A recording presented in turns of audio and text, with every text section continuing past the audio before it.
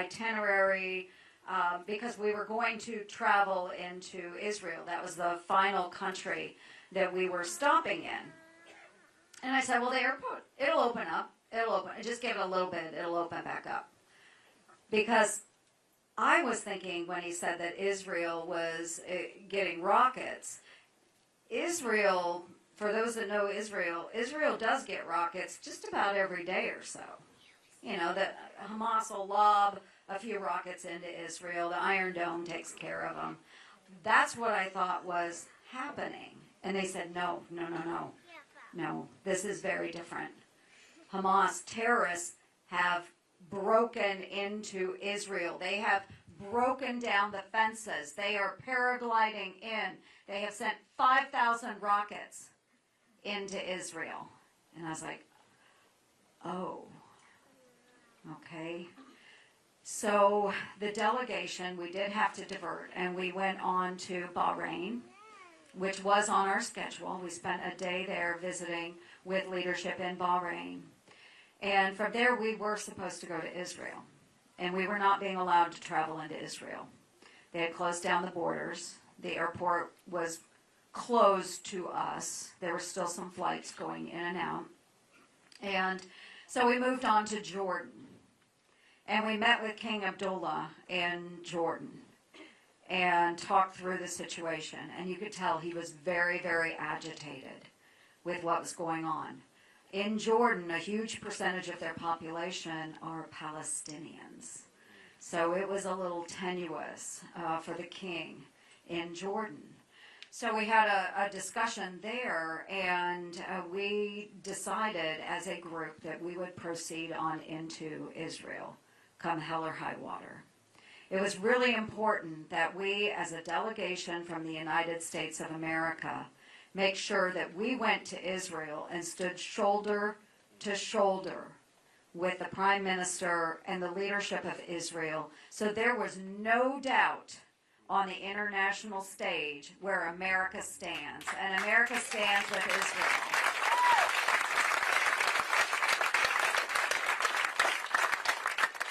So the course of my discussions went like this. State Department would call me from D.C. Ma'am, you can't go in.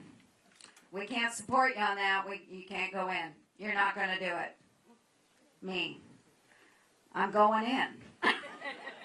I'm going in. I've got a delegation. There are Democrats on this delegation, and they want to go too. Ma'am, you can't go. Threat assessment too high. Can't go. We can't support. You can't go. Me. I'm going to go. Well, we know people in Israel. Okay, we know them. They'll come pick us up at the border and take us wherever we need to go. We can sit in the back of a pickup truck. I've done that growing up all my life here in Iowa. And then the State Department. How about I call you tomorrow and go through the threat assessment with you again? Me. That sounds great. And then we can go into Israel. And so it went back and forth like this. We got a lot of calls at my office in D.C. telling me we can't go in, can't go in, can't go in. But we persisted. My final conversation with the State Department went like this. Me to the State Department. You have forgotten that there are 3 branches of government. You are the executive branch, but I am a United States Senator. And we are going into Israel. So it changed rapidly after that, and they did provide, oddly enough, they did have the means to support us. So they did support us, and we were provided transportation and assistance getting across the border. So we drove, we went through the West Bank into Israel, and let me tell you folks, the embassy personnel, they were very, very, very glad to have us there, because it was so meaningful to be able to meet with American families that were in Jerusalem and Tel Aviv and hear their experiences. One of the gentlemen had just driven, he drove straight from the funeral of his 18-year-old son's best friend, straight from the funeral to meet with our delegation. Other families that we met with, some of them were Israeli families, and a brother and a sister. They had their 80-year-old father kidnapped by Hamas. They still haven't gotten him back. 80 years old, and he was taken from the kibbutz that he founded. He was a peace activist, an 80-year-old man. And in that same kidnapping episode on that kibbutz, their brother was murdered. So they lost their brother, and they have no idea what is happening with their 80-year-old father. We met with the Prime Minister, we met with the opposition leader, Lapid, and we met with Ron Dermer, former ambassador and an advisor to the Prime Minister. And the stories that they shared, and I'm just looking to see, I don't see any children, but the stories that were shared by the Prime Minister. Hamas came in, and it was really this overwhelming terrorist action where they came in, they tied the hands of children, little children, in front of them, and then executed them in the head. Just shot them in the head point blank. They beheaded babies. They raped women. They hauled off people, as we know, into the Gaza Strip. They burnt people alive. They went through multiple times in all of the homes. And they would haul people away, and then later another group would come back through and just destroy everything. Just literally smash everything in the home or burn it down. I met with a group of Americans just yesterday in Washington, D.C., and they had family members that had been assaulted. These particular families had members that had been kidnapped. So they were just expressing to the women senators, it was a women senators meeting, just expressing to us their just anguish, their frustration, and how we need to make it a priority bringing those Americans home. So we've had over 30, I think the count is 32 now, Americans killed by Hamas. We have about another 11 or so that are still unaccounted for. So this was an action not just on Israel. It was an action against the international community. Because it was during the holiday season, they knew that there would be other members of the international community in Israel celebrating with friends and family. And they took advantage of that. So I have been working with the special envoy for hostages, Roger Carstens. We've had a couple of different calls. And the difficult situation that's ahead of us is going to be very tedious. If you've looked at the pictures of the Gaza Strip on TV, you will see how difficult this is going to be in trying to get hostages back. So we will stand by the Israelis. They are spearheading a lot of these conversations.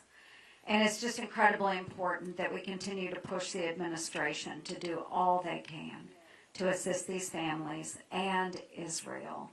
We must not waver on our support.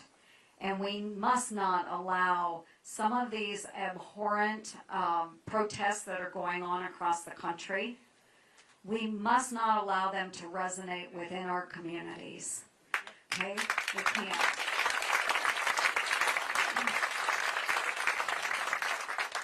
So we have a lot of work to do in this area, but I just wanted to share that experience. We have another delegation that is on the ground this weekend. They are traveling through the Middle East, and this was put together in a hurry in a response to the terrorist attacks. So I think there's probably 5 or 6, it's a bipartisan delegation as well, that will be there. And I hope to return to the region maybe in another month or so. And again, try and talk to leadership in these different nations to try and get them to do more for Israel. They've got to do more for Israel. If we want peace and stability in the Middle East, Israel and these Arab nations have got to come together and fight against the terrorist proxies of Iran. And let's not forget, this is exactly where it comes from. It comes from Iran. And it's the appeasement of this administration that has led us to this point today. So whether it was the fall of Afghanistan, where the president pulled our troops out so fast and left behind Americans, left behind our allies in Afghanistan, the world saw that. Putin saw that. So then what happened? We had Russia invade Ukraine because America was weak. America wouldn't stand for peace. Putin invaded Ukraine. And then what happens? Hamas, after Iran was appeased and given billions of dollars, Hamas attacks our closest friend and ally, the only democratic nation in the Middle East, Israel. It is failure after failure of this administration that has led to this point today where our world is unstable. Unstable. We have got to do more as a nation. I believe in Ronald Reagan's peace through strength. And we have not been strong, and the world is taking advantage.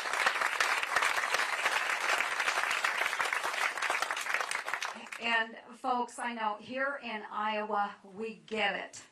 We get it. You know, a lot of folks will say, well, why does Israel matter to us? You know, why does it matter that the rest of the world is falling apart?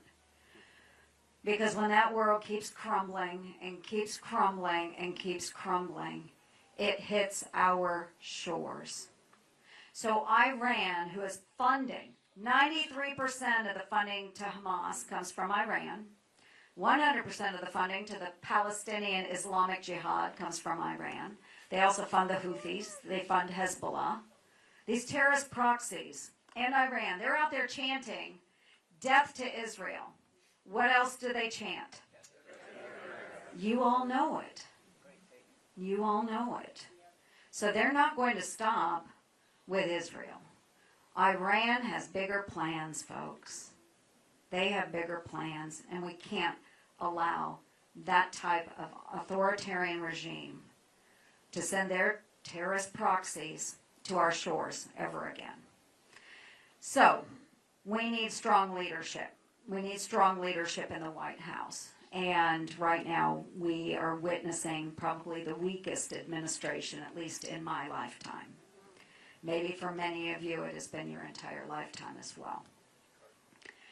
So I have taken the time to focus on this international policy because right now I do believe that the security of the United States is probably the most important thing that will come up in this election cycle. Because if we don't have a secure nation, we don't have peace and prosperity for our people here. The economic challenges exist. We know that. But if we don't have a strong, secure nation, our economic issues are not going to get better. If we don't have a strong southern border where we're protecting against the flow of, yes, thank you, this overwhelming flow of illegal migrants that are not just coming here for work. We have seen so many of them on the terror watch list that have come over our unsecured southern border. Okay, so not only do we need the economic security, we need the border security, we need a strong military, we need energy security. All of this makes for a more prosperous United States of America and a more free United States of America. All of these issues I'm working hard on in Washington, D.C. You can guarantee it. You know, every minute, every day, my mind is racing on what can we do to strengthen Iowa? What can we do to strengthen the United States of America? We've got a lot of great partners out there, but unfortunately, you know what? We just don't have a great partner in the White House. Okay? And I know that's why all of you are here, is because you want to see strength in the White House, right? Okay, again, we are blessed. We are very blessed to be the first in the nation caucus state. That means all these folks here with cameras, they are here to hear from our candidates. And so today it's a great honor and privilege for me to be able to introduce someone that I consider a very, very dear friend. And I can't say that about everybody, but I can say it about Nikki Haley. So I have had the great privilege of working with Ambassador Haley during her time that she served in the Trump administration as our ambassador to the United Nations. So Nikki was elected to be the governor of South Carolina. I think it was in 2010. Can you believe? The years fly. And at that point, she was the youngest governor in the United States of America. What an achievement for South Carolina and for the United States. And one thing that is also very important is her family. Nikki has a fabulous family. And how many of you know that her husband Michael serves? He is a reservist. Yes. So in 2013, Michael deployed to Afghanistan, and that was the first time as well that a governor in the United States of America had an actively serving spouse who was engaged in operations overseas. So Nikki understands that realm quite well, and she understands what it is to have a strong military and to be able to support a strong military. But then during the Trump administration, Nikki took on another task, and that was to be the ambassador to the United Nations. How many of you would remember Ambassador Haley standing out there giving what for to all of these different autocratic regimes? So folks, it takes some real guts to stand your ground against all of these nations that are pressing against the United States. But you know what? She did it, and she did it well. She did not back down. She did not give a second thought to Russia, to China, to Iran, to North Korea. She stood her ground and made sure that the United States had a voice at the United Nations. So you can tell, folks, that I'm very, very passionate about the strength of our nation.